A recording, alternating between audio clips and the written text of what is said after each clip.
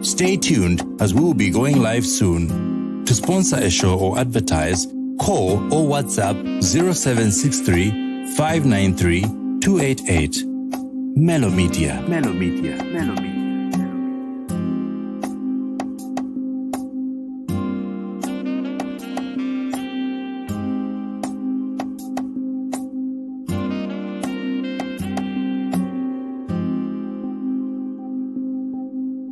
Stay tuned as we will be going live soon. To sponsor a show or advertise, call or WhatsApp 0763 593 288. Mellow Media. Mellow Media. Mellow Media.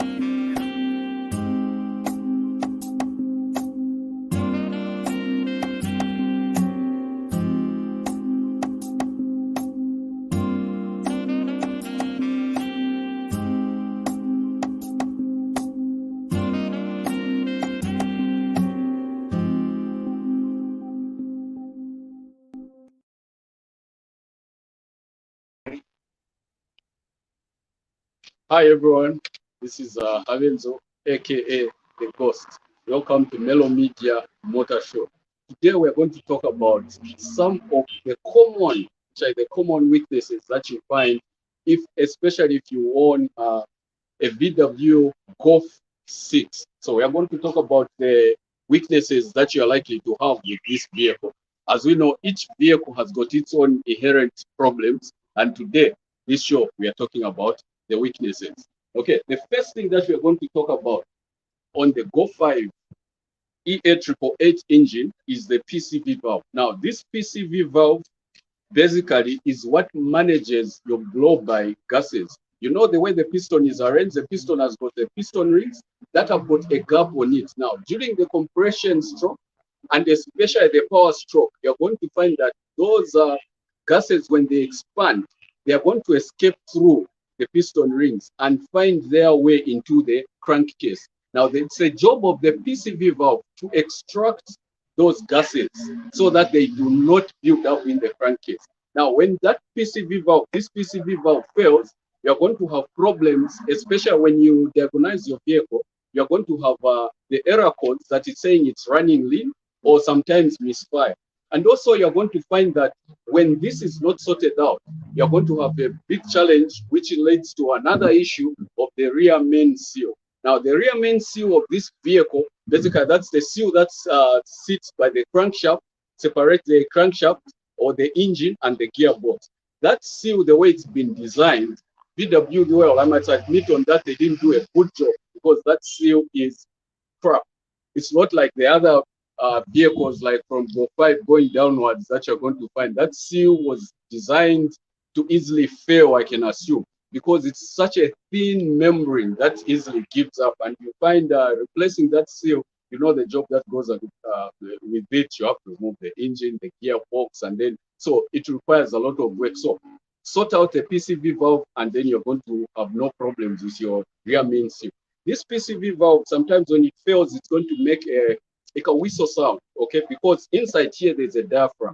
Now that diaphragm, because of also the way it's been designed, it tears off. And once it tears off, you're going to, it won't be able to extract the gases from the crankcase, and hence the gases are going to build up, and which will lead to oil leakages that you do not want to have. So make sure, hey, you sort out your PCV valve. These PCV valves are there in most auto shops, especially that are specialized in European brands. You're going to find this PCV valve.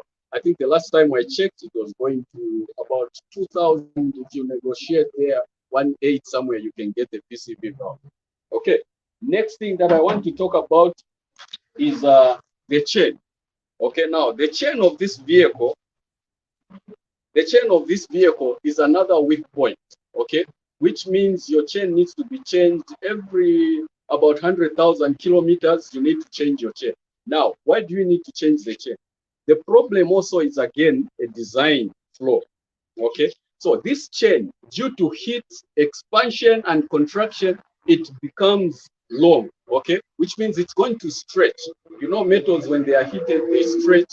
Then when they are cold, they contract. But this thing will stretch, and once it's stretched, it will overstretch, and then it's going to lead to mistiming. Your engine is going to jump timing, and when your engine jumps timing, you know the issues that come with it, because these are interference engines. So which means you're going to find your piston hammering the valves, and when that happens, definitely you're going to change the valves. Actually, the job that we are doing on this vehicle, the pistons hammered with the valves and lost actually 16 valves, this engine. So you see, just from a simple issue as this, which you just need to replace. So the timing chain also, apart from just being a weak thing, we're also going to talk about the tensioner. Sorry, sometimes this tensioner, especially the old type tensioner, which doesn't have this gray band. So you can check through if you have the upgraded tensioner, which VW upgraded this one. This one doesn't break easily because it's got this lock, okay? It's got a spring that locks. The previous designs never had this lock, so you find the tensioner, once it overstretches, it would come out, and then that will lead to problems. And then you find you have engine timing problems, which again will lead to the same issue now, again, hammering the valves, the balancing shafts being off balance. You know, this vehicle, the way it's been designed, the engine has been given 2 balancing shafts just to offset those noises that come from the crankshaft, so that it can run smooth. You know that 4-cylinder engines are not the smoothest engines, but if you go higher in pistons, the smoother the engine is, and the lower you go in pistons, the rougher the engine is. So to counter that, VW came up with a clever way, and then they put a balancing shaft, which are also timed in a specific way so that they offset the noises that are coming from the crankshaft when the engine is running. The next thing that I want to talk about in relation to that is also we're going to look at the cam bridge. Now, this is the bridge that supplies actually oil basically to the upper part or the cylinder head of the engine. Now, this cam bridge, you find your exhaust sits on this part, and then this part, actually it's the other way around. The exhaust sits on this part, and then the inlet on this part. And there you're going to have your variable valve timing up. Now, this cam bridge has got a screen right there, an oil screen. Now, this screen usually gets damaged, and when it gets damaged, it will be sucked through the cam bridge, and then it will block the oil passages, and then you're going to have problems of oil starvation. Sometimes oil light will come on and so forth. So if you're doing some maintenance, especially in relation to the timing, make sure that you remove the cam bridge and that's check if that screen is there. If that screen is missing, you need to look through the hose and try to see if you can find it. If you can't find it, it's going to cause some problems to your engine. The same thing also, there's a screen on the balancing shaft. Fortunately, I didn't remove the balancing shaft to show you, but there's a screen on the balancing shaft which also fails. Sometimes if that one also goes through the system, it will also cause some oil passage blockages. Okay, next thing I want to talk about the turbocharger. Now, you know, it being a GTI, one of the hatchback performance vehicles, GTI is a turbocharged vehicle. So the problem with this vehicle, again, when it comes to the turbocharger, is again a design problem. We're going to talk mostly about design problems, okay? That's what leads to these problems. These problems that I'm talking about here, you won't find them mainly on the previous generations like Go5 GTI, Go4 GTI. These are so much related to this vehicle, the Go5 GTI, okay? So the turbocharger, the way it has been designed, it's been cast together with the exhaust manifold, goes all the way casted into the turbocharger port side housing. Now, on the turbocharger, there's what is called a bypass valve. Now, this bypass valve, basically what it does, it prevents the turbocharger from overspinning. So it's got a set pressure that is going to allow or to maintain. When that pressure of the boost has built so much, it is going to allow some gases to escape through and not go through the turbocharger, so that the turbocharger speed can be maintained. Now, on this vehicle, the bypass valve itself, it wears out, it breaks. Sometimes this bypass valve, this is the valve which is here, it will break. And when it breaks, you're going to have issues of low boost, which you're going to find when you do your diagnosis. The vehicle is showing that the errors that you're going to find, errors like no boost and so forth, or just boost related problems.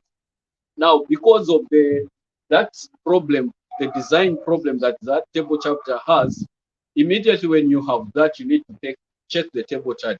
Mostly, you need to replace the turbocharger, or if you are lucky, you can find another housing. Maybe there's somebody who's destroyed the turbocharger and they have the housing. You can get a housing, but mostly you might not find that, so you end up replacing the entire turbocharger. Though the entire components in the turbocharger could be okay, but it could just be the bypass valve. So that, I'm sure VW, the coming generations, they have worked on that and they've sorted out that problem. But because these are the vehicles that we have, especially here in Zambia, they're the ones we are running with, we need to look out for that. Now, this problem, this engine, you're also going to find it, especially in Tiguan. So if you drive a Tiguan, these problems that I'm talking about here, they also relate to that. The next issue that I want to talk about actually is the inlet manifold. Now, being an FSI engine, this TSI engine has got also its own weaknesses. Now, with FSI engine, which means this is actually a direct injection engine, which means the valves are not placed on the manifold, and then they spray fuel in the manifold. As air is coming, it's drawn together with the fuel into the cylinder. What they have done with direct injection, the injector is actually spraying right into the cylinders and not in the manifold. Now, that brings a problem in itself, which means now that fuel that used to come and cleaning the manifold as it goes through is no longer there. It's just actually cleaning the cylinders. So now you're going to have a challenge where carbon starts building up in your intake. And when it has built up so much, you're going to find that you're going to have issues like cold misfire and some misfire, rough idle, which means there's so much carbon in your inlet, and sometimes the flaps will not be able to open and close because there's so much carbon which has built up. So what you need to do is to remove actually the inlet and then have it cleaned. You can use carb cleaner and so forth. And also on the valves, you also need to clean that so that all the carbon is cleared out. And once that carbon is cleared out, you put back everything, your engine again will be good to go. It doesn't mean it has died, it's just a carbon which has built up. So this also needs to be done at least after 100,000 kilometers. You need to have that work done. If your car hasn't had that hasn't been done, please, you need to see a specialist that can look at that vehicle, remove that manifold so that it's cleaned, and then your vehicle will have less problems in future. Next thing that I want to talk about is actually the water pump. The water pump of this engine, it's not like any other water pump, like the way in the past water pump have been cast together in the block. Now, this time they decided to put the water pump outside, just as they did on these Old Faithful ones. The water pump are outside, they are not part of the block. So that's what they've done on this 8 engine. The water pump actually has been, it's actually a separate unit, which is actually not part of the block, it's just mounted to the block. Now, if you're going to have oil leaks, which would be as a result of the PCV valve, which I talked about, that oil leak is going to seep through in between the seal of the engine block and the water pump itself. When that oil goes through in between there, your seal is going to be damaged. So the seals are going to let go, and then you're going to notice some oil leaks under wherever you park. There's some oil, sorry, not oil leaks. You're going to find especially water leaks, okay, as a result of that seal which has been damaged. Mostly you can't find those seals, which means you have to order a whole water pump. And last I checked, these water pumps are going from 3,500 all the way to about 5,000. Okay, it's one expensive water pump. Okay, so you need to make sure that you do not have oil leaks, otherwise it will affect your water pump. Okay, so those are basically some of the weaknesses that you're going to find with this engine that you need to be careful of. These are parts that you can easily replace. Some of them, of course, it's a big job to reach out to them, like the tensioner, the cam bridge, the chain, and so forth. But simple things like the PCV valve, those are easy to do because you don't really need to go deep in the engine to access them. It's just on top of the camshaft cap, so you find it there. The turbocharger is also not so difficult to access, but it's also a bit of a job to access and to remove it so that it can be inspected, and that the emitter valve, which is broken, the bypass valve, sorry, which is broken, can be worked on, or replacing the entire turbocharger, which is usually the case because it might be difficult to actually work on it. Okay, so this has been the common weaknesses that you find on the Golf 5 GTI, in particular the EA888 engine, which you find in other VW models, Golf GTI, Passat, and so forth, the Tiguans. You're going to find these engines in Audis, basically in most brands that are labeled VW AG, that is Auto Group. Okay, you're going to find this engine, and those are the inherent problems that you're going to find that you need to take care of. Okay, this has been your show, Melo. Please, let's watch Melo Media shows, because there we're going to find a lot of information. Keep tuning to this program so that you can learn more about what we have in stock, about motorsports, about vehicles. We are going to have a lot of tech information. Next time, we are going to talk about how to make your car go faster. Find us on YouTube, Facebook, and so forth. Stay tuned. Thank you for watching. To sponsor a show or advertise, call or WhatsApp 0763 593 288. Melo Media.